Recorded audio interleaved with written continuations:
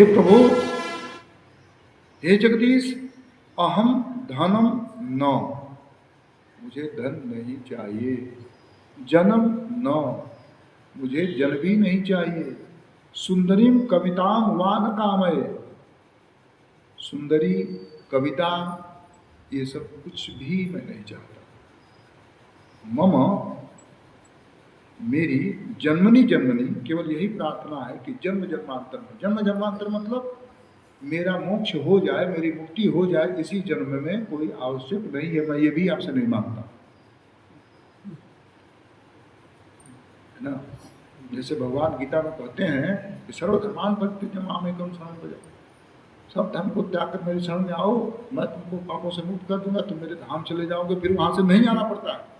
भक्त कह रहा है कि मुझे आना पड़े, कोई समस्या नहीं। मम जन्मनी जन्मनी, मेरा बार बार जन्म हो, क्योंकि मैंने जो अच्छे कर्म या बुरे कर्म किए हैं उसका फल तो मुझे अवश्य ही मिलना चाहिए। भक्त कभी भी भगवान से प्रार्थना नहीं करता है कि प्रभु मुझे क्षमा कर दो, नहीं, मेरे किए का दंड दो। मैंने गलती किया है तो मैं आपके ऊपर बोझ क्यों डालूं, आप मेरे किए का दंड दो, मैं भूतूंगा। लेकिन प्रभु एक ही प्रार्थना है, मम जन्मनि जन्मनीश्वरे भवतान भक्ति अहेतुकी, आपके श्री चरण कमलों में मेरी भक्ति अहेतुकी बनी रहे।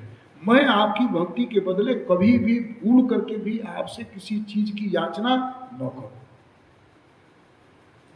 और हम तो पूरा लिस्ट ही बना करके, जब लिस्ट तैयार हो जाती है बड़ी तभी जाते हैं, उसके पहले जाते ही नहीं। हमारे सनातन धर्म में अनेक ऐसे लोग हैं जो कहते हैं कि जो पाप किया है वो मंदिर जाए, जो पाप किया है वो जाकर कथा कीर्तन करें। हम कौन सा पाप किए हैं, हम तो इतना ही जानते हैं कि कर्म ही पूजा है, अच्छा कर्म करो वही पूजा है। तो सब निर्णय अपने ही करेंगे, और कर्म का निर्णय भी अपने ही करेंगे कि ये कर्म अच्छा है और ये कर्म बुरा है।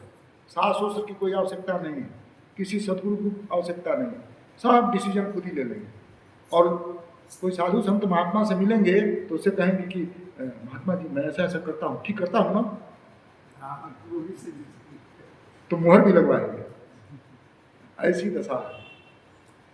लेकिन यहाँ पर ये साधक की जो इच्छा है कि हे जगदीश, न मैं धन चाहता हूँ, न मैं जन चाहता हूँ, न सुंदरी कविता ही चाहता हूँ केवल हे प्राणेश्वर, आपके श्री चरण कमलों में मेरी जन्म जन्मांतर में अहेतुकी भक्ति हो। जन्म जन्मांतर की भी बात ये नहीं करेंगे 2-4 जन्म, आप चाहे जितने जन्म दो, लाखों करोड़ों अरबों खरबों जो जन्म देना है, और मनुष्य ही बनाओ, इसकी भी कोई जरूरत नहीं है। कुत्ता बिल्ली भेड़ सुअर गधा नाली का कीड़ा जो आप चाहो बनाओ, जैसा मैंने किया है वैसा मुझे भोग दंड दो। लेकिन केवल इतनी कृपा करो कि अगर पशु पक्षी भी बनूं तो किसी भक्त के आसपास में बनूं। जैसे मानुष हो तो वही रस खान बसो बज, गोकुल गांव के द्वार, जो पशु हो तो बसेरो करो। तो इस प्रकार से ये भक्त के भाव कितने उत्तम हैं। केवल हम लोग इसको थोड़ा सा अपने अंदर आत्मसात करें तो संसार की कोई भी विपत्ति, कोई भी दुख हमको जरा सा भी विचलित नहीं कर पाए।